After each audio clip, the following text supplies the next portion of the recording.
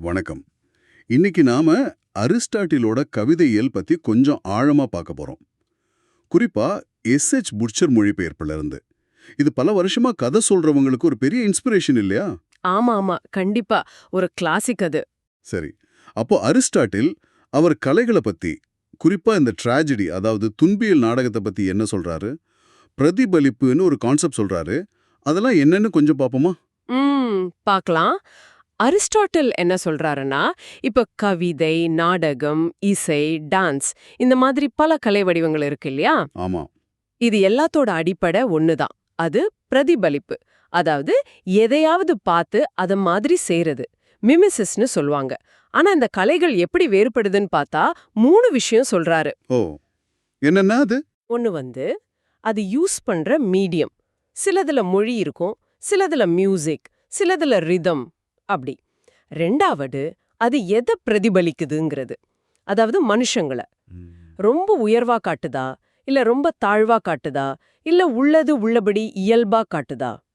3வதா பிரதிபலிக்கிற முறை. அதாவது ஒரு கதையா சொல்றாங்களா, இல்ல செயல் வழியா நேரடியா நடிச்சு காட்டுறாங்களா. இதுதான் வித்தியாசம். ஓஹோ. அப்போ வெறும் காப்பி பண்றது மட்டும் இல்ல கலை, அது எதை காட்டுது, எப்படி காட்டுதுங்கிறது முக்கியம். சரி, இதுல குறிப்பா துன்பியல் நாடகம், ட்ராஜடி பத்தி என்ன சொல்றாரு? அது ஏன் அவ்வளவு ஸ்பெஷலா இருக்கு? ஆமா, ட்ராஜடிக்கு ஒரு ஒரு கச்சிதமான டெஃபினிஷன் கொடுக்கறாரு. அது ஒரு சீரியா முழுமையான ஒரு குறிப்பிட்ட அளவுள்ள செயலின் பிரதிபலிப்பு அப்படின்னு சொல்றாரு. சீரிய முழுமையான செயல். ஆமா. அப்புறம் இது சாதாரண பேச்சு மொழியில இல்லாம கொஞ்சம் அலங்காரமான அழகுபடுத்தப்பட்ட மொழியில இருக்கணும்னு சொல்றாரு. ரொம்ப முக்கியமா இது கதை மாதிரி சொல்லக்கூடாது. செயல் வடிவத்துல, அதாவது ஆக்ஷன்ல இருக்கணும். ஓ, கதை சொல்றதுக்கும் செயல் காட்டுறதுக்கும் வித்தியாசம் இருக்கு இல்லையா? நிச்சயமா. அது மட்டும் இல்ல, இது பாக்குறவங்க மனசுல இரக்கத்தையும் பயத்தையும், அதாவது பிட்டி அண்ட் ஃபியர்னு சொல்றோமே, அது தூண்டணும். இரக்கம், பயம். ஆமா, அத தூண்டி கடைசியில அந்த உணர்ச்சிகளுக்கு ஒரு ஒரு ரிலீஸ், ஒரு வடிகால் மாதிரி கொடுக்கணும். அதுக்கு பேரு தான் கதார்சிஸ். கதார்சிஸ். ஆஹா, இதுதான் இந்த ஃபேமஸ் வார்த்தையா? அதாவது நம்ம எமோஷன்ஸ்க்கு ஒரு அவுட்லெட் மாதிரி. கரெக்ட், சரியா சொன்னீங்க. அப்போ ஒரு நல்ல ட்ராஜடிக்கு இதெல்லாம் இருக்கணும். வேற என்னென்ன பகுதிகள் முக்கியம்னு சொல்றாரு? அவர் ஒரு 6 பகுதிகள் சொல்றாருங்க. கதை அமைப்பு, அதாவது பிளாட், அப்புறம் பாத்திரம், கேரக்டர், மொழிநடை, டிக்ஷன், சிந்தனை, அதாவது தாட், காட்சி அமைப்பு, ஸ்பெக்டக்கிள், கடைசியா பாடல், சாங். 6 விஷயங்கள். இதுல எது ரொம்ப முக்கியம்? அதுல கதை அமைப்பு தான், பிளாட் தான் ரொம்ப ரொம்ப முக்கியம்னு சொல்றாரு. அதுதான் ட்ராஜடியோட ஆன்மாவே, சோல் மாதிரி அப்படிங்கிறாரு.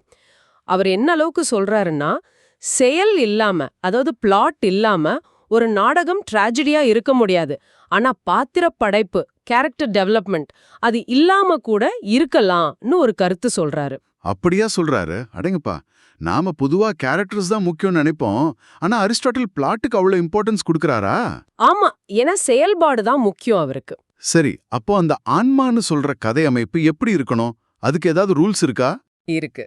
அது ஒரு முழுமையா இருக்கணுங்கிறாரு. அதாவது ஒரு தெளிவான தொடக்கம், நடுப்பகுதி, அப்புறம் ஒரு முடிவு இருக்கணும்.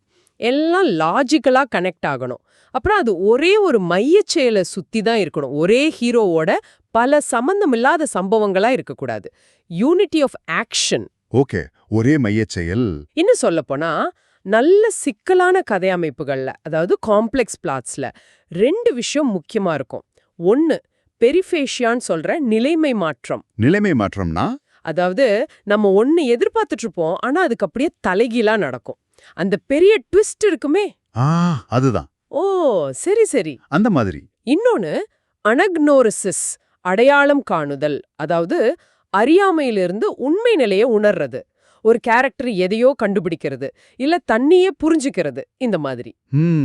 ட்விஸ்டும் அப்புறம் ஒரு பெரிய உண்மையை உணர்றதும், இது ரெண்டும் இருந்தா அது காம்ப்ளெக்ஸ் பிளாட். ஆமா, இது கதைக்கு ஆழம் கொடுக்கும். அப்புறம் ஒரு முக்கியமான பாயிண்ட் சொல்றாரு பாருங்க. ஒரு நல்ல ட்ராஜடி ரொம்ப நல்லவன் கஷ்டப்படுறதையோ, இல்ல ரொம்ப கெட்டவன் ஜெயிக்கிறதையோ காட்டக்கூடாதுங்கிறாரு. ஓ, அப்போ எப்படி இருக்கணும்? அதுக்கு பதிலா நல்ல உயர்ந்த நிலைமையில இருக்கிற ஒருத்தர் அவர் கெட்ட எண்ணத்தால இல்லாம ஏதோ ஒரு சின்ன மிஸ்டேக், ஒரு அறியாமை இல்ல ஒரு பலவீனம், அதுக்கு ஹமார்ட்டியான்னு பேரு, அந்த ஹமார்ட்டியா காரணமா ஒரு வீழ்ச்சியை சந்திக்கணும். ஹமார்ட்டியா ஒரு பிழை அல்லது பலவீனம். ஆமா, அப்படி நடக்கும்போது தான் நமக்கே அந்த ஹீரோ மேல இரக்கவும் நமக்கும் இப்படி ஆயிடுமோன்னு ஒரு பயமும் வரும். அந்த பிட்டி அண்ட் ஃபியர் அப்போதான் சரியா ஒர்க் அவுட் ஆகும். இது ரொம்ப ரொம்ப இன்ட்ரெஸ்டிங்கான ஒரு ஐடியா.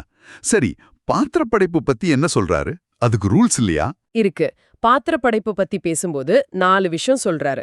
1, பாத்திரம் நல்லதா இருக்கணும். 2, அது கதைக்கு பொருத்தமா இருக்கணும். 3, நம்புற மாதிரி இயல்பா இருக்கணும். 4, ஆரம்பத்துல இருந்து கடைசி வரைக்கும் ஒரே மாதிரி கன்சிஸ்டன்டா இருக்கணும்.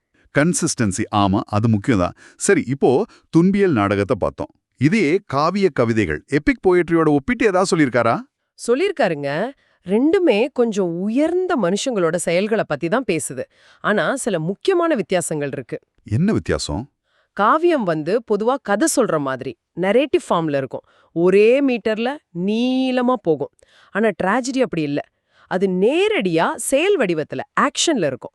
அதோட அதுல பாட்டு, காட்சி அமைப்பு மாதிரி எக்ஸ்ட்ரா விஷயங்கள் இருக்கும். அப்புறம் கால அளவு முடிஞ்ச வரைக்கும் ஒரே நாளுக்குள்ள நடக்கிற மாதிரி இருக்கும். ஓ, அப்போ ட்ராஜடி இன்னும் கொஞ்சம் அடக்கமான வடிவமா? ஆமா, அரிஸ்டாட்டில் என்ன நினைக்கிறாருன்னா, ட்ராஜடியில காவியத்தோட எல்லா நல்ல விஷயங்களும் இருக்கு.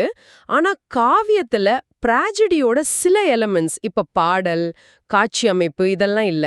அதனால ரெண்டையும் ஒப்பிடும்போது ஒருவேளை ட்ராஜடி தான் இன்னும் ஒரு முழுமையான செறிவு மிக்க கலை வடிவமா இருக்குமோன்னு ஒரு பாயிண்ட் வைக்கிறாரு. அப்போ சுருக்கமா சொல்லணும்னா, அரிஸ்டாட்டிலுக்கு ஒரு கதையோட, குறிப்பா ஒரு நாடகத்தோட ஸ்ட்ரக்சர், அதோட கட்டமைப்பு ரொம்ப முக்கியம். ஆமா, அந்த கட்டமைப்பு எப்படி நம்ம மனசுல குறிப்பா இரக்கம், பயம் மாதிரி ஆழமான உணர்ச்சிகளை தூண்டி அதுக்கு ஒரு கத்தார்சிஸ்ங்கிற வடிகாலையும் கொடுக்குதுங்கிறதுல அவர் கவனம் செலுத்தியிருக்காரு. சரியா சொன்னீங்க.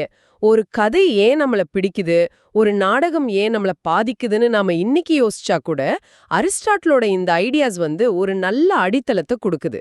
நிச்சயமா. அப்போ கேட்கறவங்களுக்கு ஒரு கேள்வி. நீங்க யோசிச்சு பாருங்க, 2000 வருஷத்துக்கு முன்னாடி அரிஸ்டாட்டில் சொன்ன இந்த கோட்பாடுகள், பிளாட் தான் முக்கியம், கேரக்டர் இப்படி இருக்கணும், கதார்த்தசிஸ் நடக்கணும்னு சொன்னதெல்லாம் இன்னைக்கு நாம பார்க்குற சினிமா, வெப் சீரிஸ், ஏன் வீடியோ கேம்ஸ் வரைக்கும் இதுக்கெல்லாம் பொருந்துமா? அந்த பழைய ஃபார்முலா இன்னைக்கும் ஒர்க் அவுட் ஆகுமா? இல்ல காலம் மாறிடுச்சா? என்ன நினைக்கிறீங்க? யோசிச்சு பாருங்க.